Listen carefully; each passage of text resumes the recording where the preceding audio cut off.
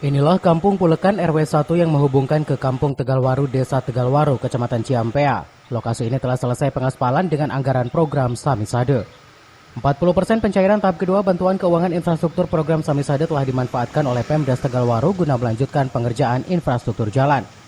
Di tahun 2021, usulan betonisasi jalan Pulekan ditolak oleh warga sekitar. Pasalnya, jika jalan dibetonisasi, warga masyarakat tidak dapat keluar aktivitas keseharian, bahkan akses jalan ini satu-satunya yang dapat dipergunakan warga.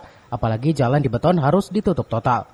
Hasil musyawarah antar Pemdas Tegalwaru dan warga masyarakat Kampung Pulekan, akhirnya Pemdas merealisasikan dengan pengaspalan di tahun 2022 dengan anggaran program Samisade.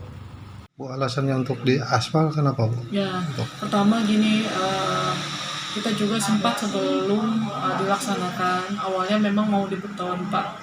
Justru itu wilayah yang pertama kali diajukan tahun 2021 itu awalnya itu. Cuman pertimbangan masyarakat di situ ada sebagian yang menolak ketika dibeton karena akses utama jalannya ketika dibeton mungkin mereka aktivitas akan terganggu karena tidak ada akses untuk alternatif ketika yang khususnya yang pas muka jalan.